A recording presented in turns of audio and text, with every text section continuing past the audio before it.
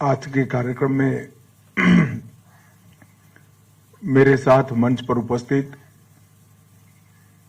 श्रीमान मनोज सिन्हा जी, उपराज्यपाल जम्मू कश्मीर श्री गोविंद मोहन जी, गृह सचिव भारत सरकार, तपन कुमार डेका जी, निर्देशक आसूचना ब्यूरो, श्री प्रवीण कुमार जी, डीजीपी सीमा सुरक्षा बल, और आज बोबिया चौकी पर उपस्थित सभी प्यारे बीएसएफ के जवान भाइयों बहनों और अधिकारीगण, आज यहां पर सरहदी क्षेत्र की निगरानी के लिए और आप सबके संवाद के साथ संवाद के लिए बोबिया चौकी पर मेरा आना संभव हो सका है। मैं जब भी बीएसएफ की चौकी पर जाता हूं, बॉर्डर पर जाता हूं, चाहे कच्छ का रेगिस्तान हो, चाहे राजस्थान का रेगिस्तान हो, चाहे जम्मू कश्मीर का क्षेत्र हो, हमेशा आप सभी से कर्तव्य बोध और कर्तव्य निर्वहन दोनों गुणों को सीख कर वापिस जाता हूं कि अपने मन के अंदर लगन के साथ कर्तव्य का निर्वहन कैसे करते हैं, इसका सबसे उत्कृष्ट उदाहरण सभी सेवाओं में अगर कोई है तो बीएसएफ के मेरे जवान हैं जो सीमा पर लगे रहते हैं। और ये भाव 60 साल के आपके पराक्रम युक्त इतिहास के कारण देश भर के जनता के अंदर भी आप सृजित कर पाए हैं। शायद आपका इतना संपर्क नहीं आता होगा, परंतु आज जब मैं बोबिया चौकी कठुआ पर आया हूं और कुछ सोशल मीडिया में मैं पोस्ट करूंगा, इसके नीचे की कमेंट्स आप जरूर पढ़ना।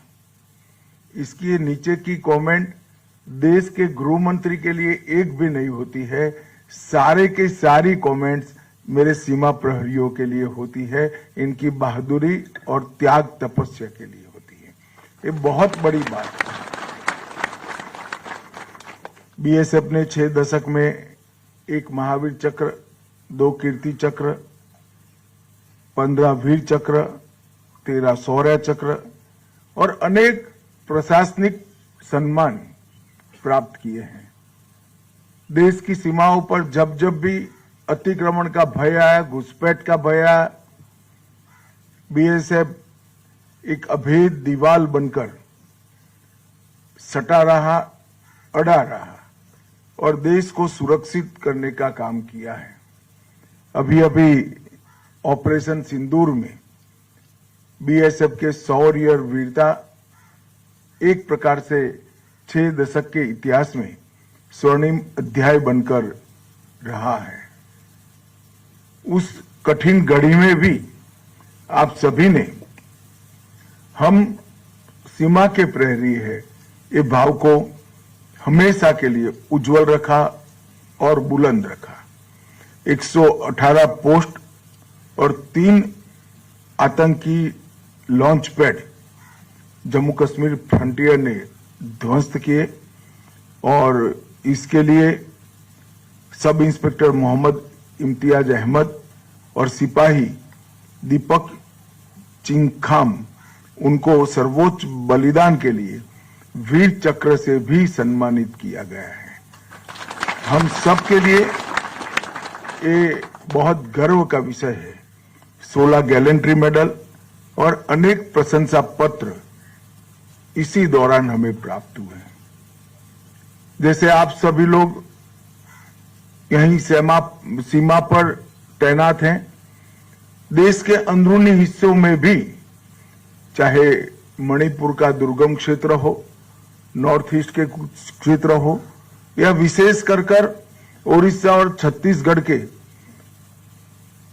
लाल आतंक से पीड़ित माओवादी क्षेत्र हो, बीएसएफ को जहां जहां लगाया आपने अपने वीरता के परचम वहां पर भी गाड़े हैं और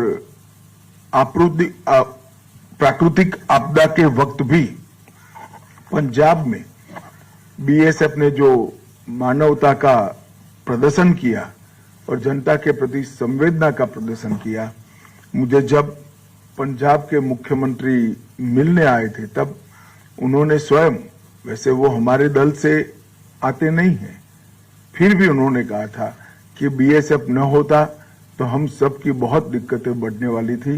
ये बाढ़ में बीएसएफ ने पंजाब के नागरिकों की बहुत सेवा की है, बहुत मदद की है। हम सबका एक साझा दायित्व है कि सीमाओं को चौक चौबंद और सुरक्षित रखना। 60 साल पहले की सीमा की हमारी चुनौतियां और आज की चुनौतियां बिल्कुल बदल चुकी हैं। आपके शौर्य, आपकी तत्परता और ड्यूटी पर लगे रहने की लगन तो जरूरी ही है, परंतु चुनौतियां जिस प्रकार से तकनीक से उद्भव हो रही है, इसके तकनीकी समाधान भी हमें ढूंढने हैं। बीएसएफ के 60 वर्षों की गौरवमयी यात्रा के 61वें स्थापना दिन पर जब मैं कार्यक्रम में गया था तब मैंने कहा है कि बीएसएफ का 61वां वर्ष बीएसएफ के मॉडर्नाइजेशन और बीएसएफ के जवान और उनके परिवारजनों के कल्याण का वर्ष बनाया जाएगा।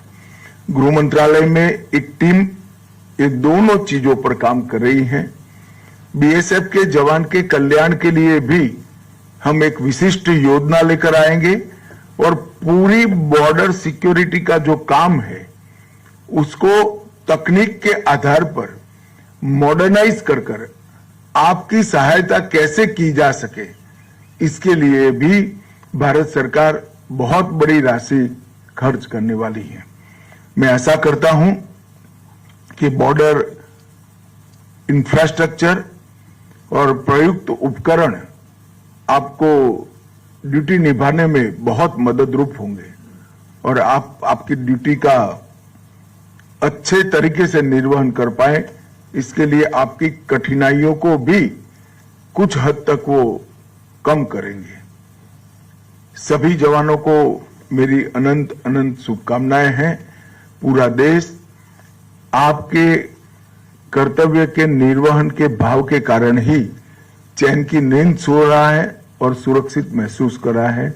मैं फिर से एक बार 60 साल में बीएसएफ के जितने भी जवानों ने वीर गति प्राप्त की है वो सभी को मन पूर्वक श्रद्धांजलि देकर मेरी बात को समाप्त करता हूं। वंदे मातरम। भारत माता की जय।